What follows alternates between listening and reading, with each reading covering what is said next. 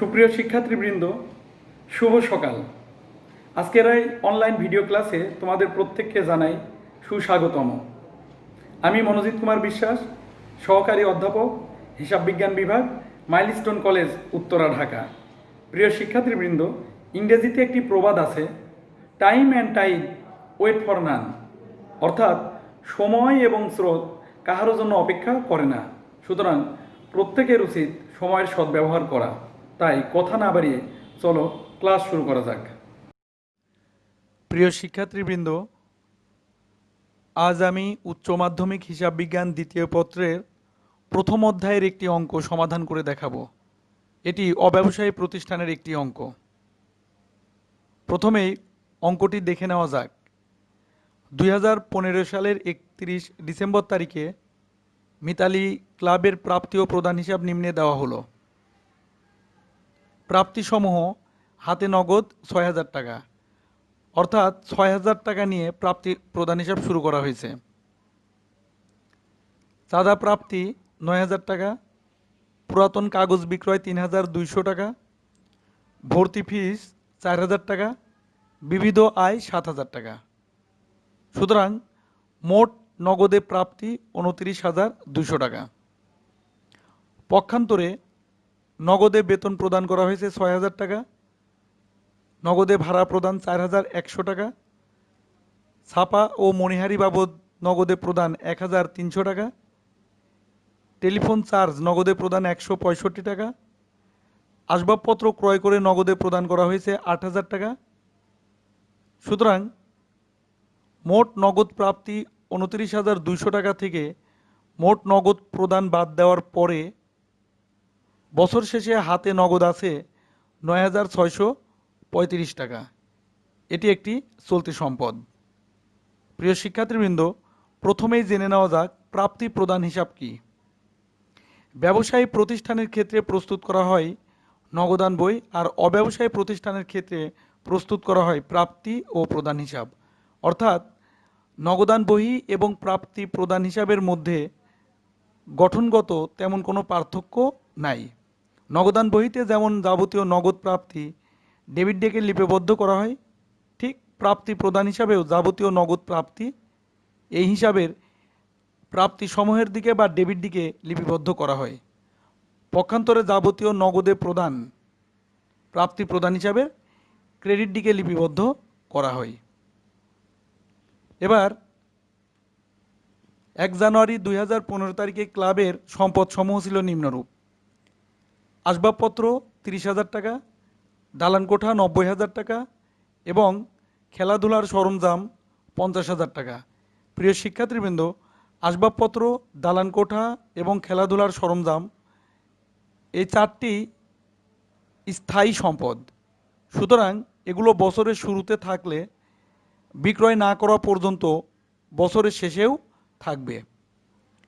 অন্যান্য তথ্যাবলী: মোট প্রাপ্ত চাঁদার 2,000 টাকা 2014 সালের, 1,000 টাকা 2016 সালের এবং চলতি বছরের অনাদায়ী চাঁদা বা প্রাপ্য চাঁদার পরিমাণ 4,000 টাকা।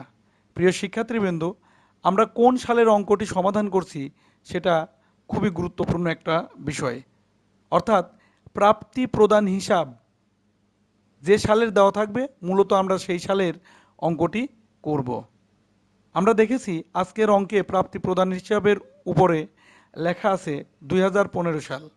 সুতরাং আমরা 2015 সালের অঙ্ক করব। সেই ক্ষেত্রে 2014 সাল হবে বিগত সাল এবং 2016 সাল হবে পরবর্তী সাল। সমন্বয় নাম্বার 2, 2014 সালের ভাড়া 1,000 টাকা চলতি বছরে পরিশোধ করা হয়েছে।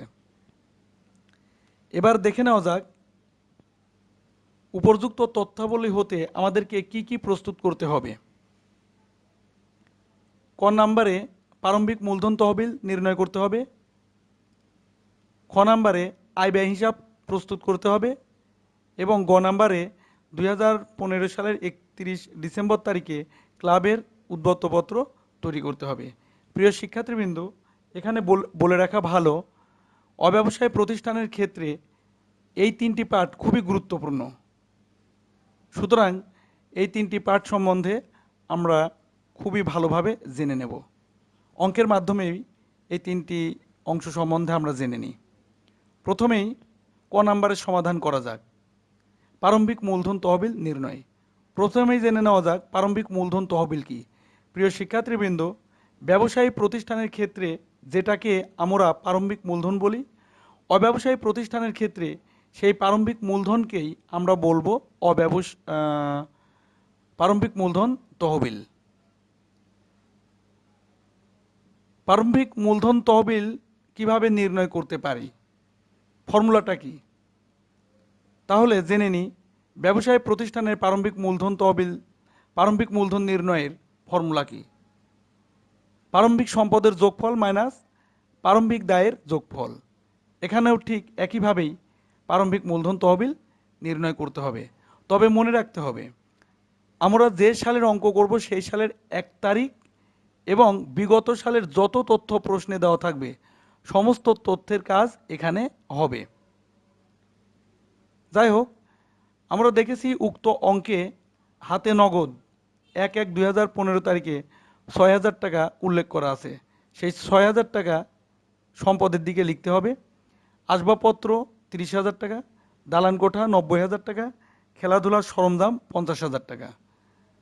বিগত বছরের অনাদায়ী চাঁদা 2,000 টাকা। প্রিয় শিক্ষার্থীবৃন্দ, আমাদের এখানে প্রশ্ন, বিগত বছরের অনাদায়ী চাঁদা এটি সম্পদ কিভাবে?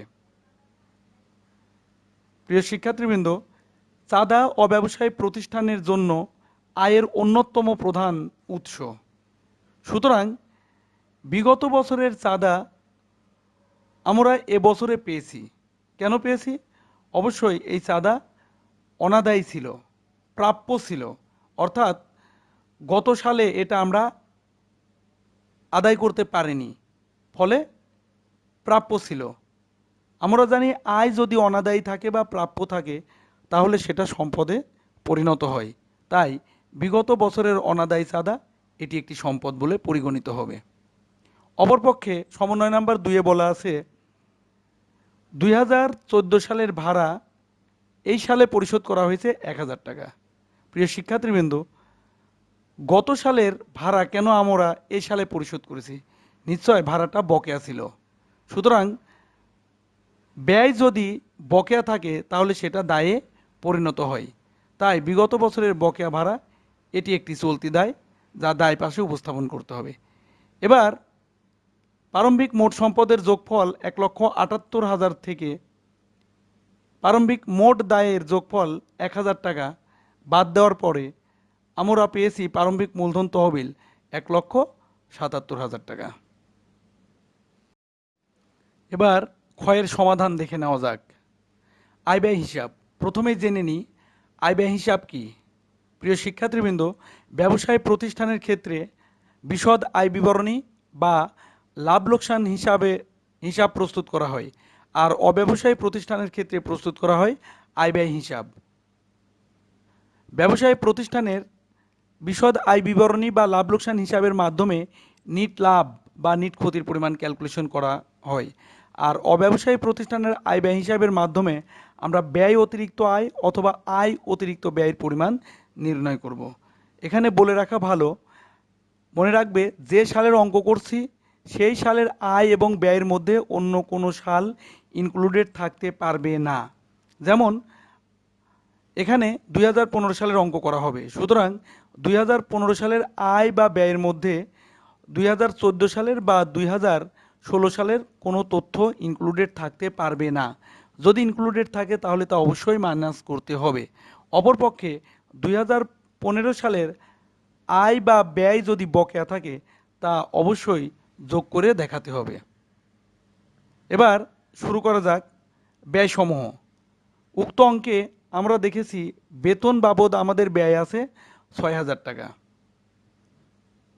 ভাড়া বাবদ ব্যয় আছে 4,100 টাকা, বাট এর মধ্যে বিগত বছরের ভাড়া 1,000 টাকা পরিশোধ করা হয়েছে। আমরা আগেই বলেছি 2015 সালের আয় বা ব্যয়ের মধ্যে অন্য কোনো সাল ইনক্লুডেড থাকতে পারবে না, তাই বিগত বকেয়া ভাড়া এটা মাইনাস করতে হবে। মাইনাস করার পরে এবছরের ভাড়ার পরিমাণ 3,100 টাকা। ছাপা ও মণিহারি 1,300 টাকা, টেলিফোন চার্জ 165 টাকা। এখন আয়সমূহ দেখে নেওয়া যাক। আমরা জানি চাঁদা ও ব্যবসায়ী প্রতিষ্ঠানের আয়ের অন্যতম প্রধান উৎস। প্রাপ্তি প্রদান হিসাবে মোট এবছরে চাঁদা প্রাপ্তির পরিমাণ 9,000 টাকা উল্লেখ করা আছে। বাট সমন্বয় নাম্বার 1-এ বলা আছে 2014 সালের 2,000 টাকা অনাদায়ী চাঁদা এবছরে পাওয়া গেছে। সুতরাং এটি এই বছরের আয় নয়, তাই 9,000 টাকা থেকে বিগত বছরের অনাদায়ী চাঁদা 2,000 টাকা মাইনাস করতে হবে। আবার বলা আছে পরবর্তী সালের অর্থাৎ 2016 সালের চাঁদা পেয়েছি 1,000 টাকা অগ্রিম। সুতরাং এই 1,000 টাকা চাঁদা 7,000 টাকা থেকে মাইনাস করতে হবে। পক্ষান্তরে বলা আছে চলতি বছরের চাঁদা অনাদায়ী আছে 4,000 টাকা, যা এবছরের আয়। তাই 6,000 টাকার সাথে 4,000 টাকা যোগ করে চাঁদা বাবদ এবছরের নিট আয়ের পরিমাণ 10,000 টাকা উল্লেখ করতে হবে।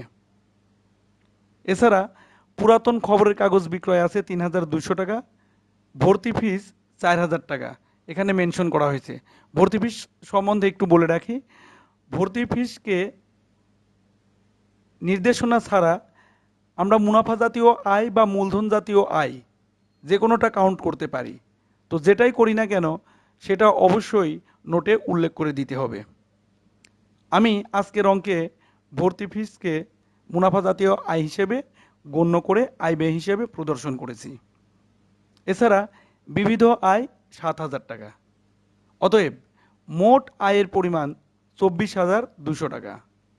মোট আয় থেকে মোট ব্যয় অর্থাৎ 6,000, 3,100, 1,300 এবং 165 টাকা মাইনাস করার পরে ব্যয় অতিরিক্ত আয় 13,635 টাকা নির্ণীত হয়। প্রিয় শিক্ষার্থীবৃন্দ, এবার গয়ের সমাধান দেখে নেওয়া যাক। মিতালি ক্লাব এর উদ্বর্তপত্র অথবা সম্পদ এবং দায়ের তালিকা, অর্থাৎ উক্ত প্রতিষ্ঠানে বছরের শেষে যে সমস্ত দায় এবং সম্পদ এখনও বিদ্যমান আছে সেই সম্পদ এবং দায় এখানে আমরা উপস্থাপন করব। প্রথমেই সম্পদের দিক দেখে নেওয়া যাক। প্রাপ্তি প্রদান হিসাবের ডান দিকে শেষে হাতে নগদের পরিমাণ উল্লেখ করা আছে 9,635 টাকা।